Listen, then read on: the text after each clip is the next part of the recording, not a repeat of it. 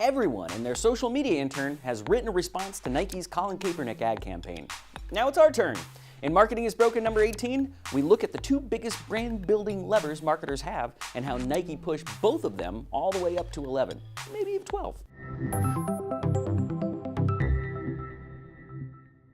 Welcome to Marketing is Broken, where we take a knee in the face of bad marketing, even if it means sacrificing everything. Let's go to the news.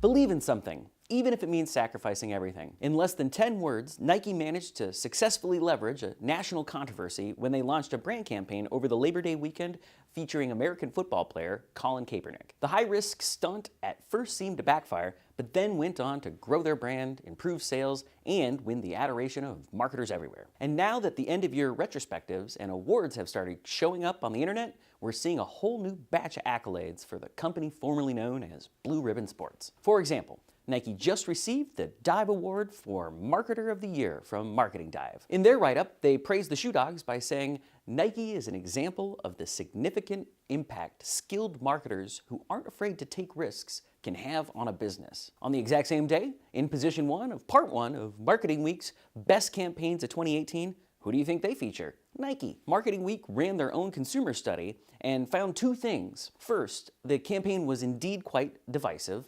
Only 31% of US respondents remembered hearing mostly positive remarks about the campaign, compared to 45% who recalled hearing mostly negative opinions. But second, when the results were segmented, they found that the campaign positively affected the opinions of likely Nike shoe buyers and increased their willingness to buy more shoes. I've also been fascinated by the Nike campaign, but for me, it hasn't been so much about whether it worked or if it was a good idea or a bad idea. I've been wondering about why it had such the impact that it did. And that's what brings us to this week's topic. Recently, I was listening to the 2010 book, How Brands Grow, What Marketers Don't Know by Byron Sharp. It's a great book, but if you don't have the 6.5 hours to listen to it, here's the TLDR. Brands grow because of two things, reach and resonance. First, get as much reach as possible. Sharp provides evidence-based examples of how little loyalty consumers have within a category and why gaining the biggest footprint possible is the only way to become the market leader. Second, the author suggests that brands grow not through differentiation, which is what many marketers focus on. Instead, he thinks they should try to increase brands' distinctiveness, which is different. Sharp says, rather than striving for meaningful perceived differentiation, marketers should seek meaningless distinctiveness. Branding lasts, differentiation doesn't. So if reach and distinctiveness are the measures of growing a brand, could this explain Nike's success with the Dream Crazy campaign? Well, in the reach department, absolutely.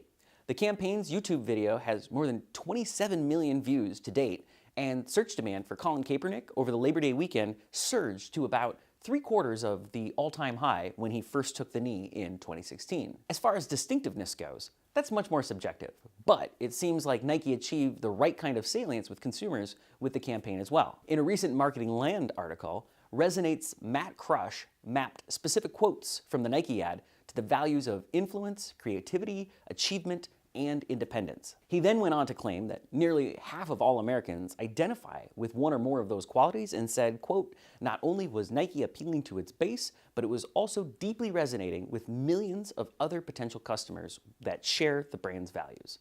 Well said. So there you have it. Nike connected with a message that resonated with people and then found a way to make that message go far. That's some textbook brand building. So, if you think you can do better and want to vie for the 2019 Drum Marketer of the Year award, start thinking a lot more about increasing your reach and salience and how to invest in, measure, and grow these important branding levers for your company. And that's how you can help fix marketing. We'll see you next time. Thanks for watching Marketing is Broken, brought to you by Brandish Insights, the world's first brand analytics platform. We're like Google Analytics for brands. Catch this weekly show by subscribing to our YouTube channel or by visiting brandishinsights.com to learn more.